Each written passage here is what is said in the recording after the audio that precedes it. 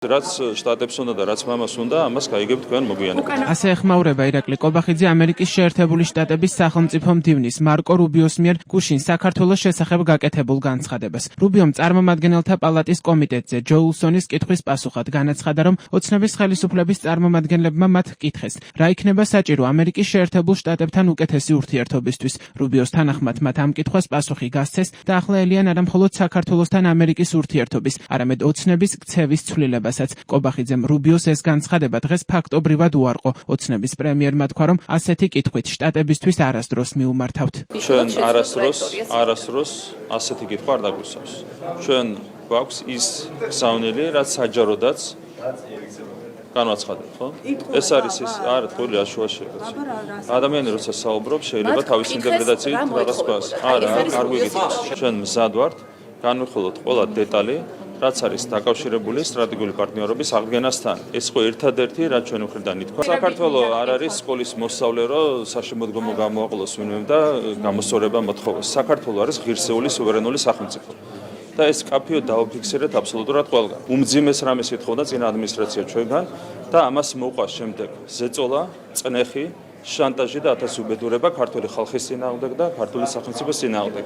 კიდევ ერთხელ რაც გაფუჭდა ასეთი უღირსი დამოკიდებულებით და ქცევით წინა ადმინისტრაციის მხრიდან შეიძლება გამოსწორდეს მხოლოდ ღირსეული ქცევით და დამოკიდებულებით ახალი ადმინისტრაციის მხრიდან. კობახიძის რიტორიკა გაიმეორა დღეს კახა კალაძემაც. მისი თქმით, ურთიერთობების სამართლიანობას უნდა ეფუძნებოდეს, სამართლიანობა კი შტატებმა უნდა აღადგინოს და ის გადაწყვეტილებები გამოასწოროს, რომელიც კალაძის მტკიცებით ბაიდენის ადმინისტრაციამ საქართველოს წინააღმდეგ მიიღო. ურთიერთობები უნდა ეფუძნებოდეს სამართლიანობას, რადგან სამართლიანობაზე საუბრობთ, ამერიკის შეერთებულ შტატებმა უნდა აღადგინოს სამართლიანობა, გამოასწოროს ის გადაწყვეტილებები, რომელიც სამწუხაროდ ბაიდენის ადმინისტრაციამ საქართველოს წინააღმდეგ მიიღო.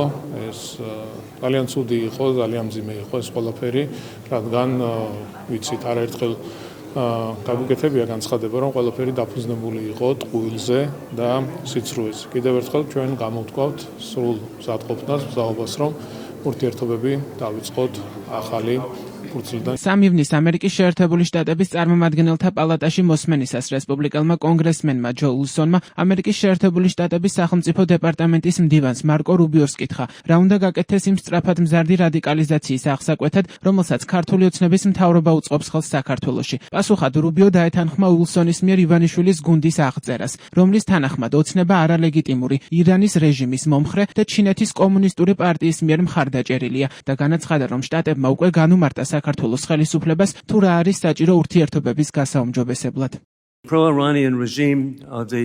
ირანის მომხრე რეჟიმი და ჩინეთის კომუნისტური პარტიის მიერ მხარდაჭერილი ქართული ოცნების მთავრობა, რომელიც არალეგიტიმურია, საფრთხეს უქმნის ამერიკის წვდომას. საქართველოში გაყალბებული არჩევნები ჩატარდა. ამის გათვალისწინებით ისინი ხელს უწყობენ ისლამური რევოლუციის გუშაგთა კორპუსს და თეირანისთვის სანქციების გვერდისავლას. როგორ ფიქრობთ, რა უნდა გაკეთდეს იმ სწრაფად მზარდი რადიკალიზაციის აღსაკვეთად, რომელსაც ქართული ოცნების მთავრობა უწყობს ხელს საქართველოს რესპუბლიკაში? მართალი ხართ, ყველაფერი რაც ახლა ჩამოთვალეთ ჩვენს მანამდე არსებულ შეშფოთებას წარმოადგენს. მას შემდეგ მათ გადადგეს გარკვეული ნაბიჯები, რაც მიგვანიშნებს იმაზე, რომ სურთ ამერიკის შეერთებულ შტატებთან ურთიერთობების გაუმჯობესება. ჩვენ მათ განვუმარტეთ თუ რა იქნება ამისთვის საჭირო და რა მოეთხოვებათ. მივიღეთ გარკვეული პოზიტიური გამოხმაურებები და ამიტომ ჩვენი იმედია, რომ შევძლებთ ტრაექტორიის ცვლილების დანახვა საქართველოს შემთხვევაში იმასთან შედარებით, სადაც ის დღეს იმყოფება. ჩვენ რა თქმა უნდა გვესმის, რომ ყველა ის საკითხი, რაც ახლა წარმოადგენთ, ჩვენთვის მანამდე არსებულ პრობლემებს შეადგენს. მათ გვკითხეს, რა იქნება საჭირო ამერიკის შეერთებულ შტატებთან უკეთესი ურთიერთობისთვის. ჩვენ ვუპასუხეთ და იმედია შევძლებთ ამ საფუძველზე დაყრდნობით მუშაობას და შესაძლოა შევცვალოთ ტრაექტორია არა მხოლოდ საქართველოსთან ჩვენი ურთიერთობის, არამედ მათი ქცევისაც.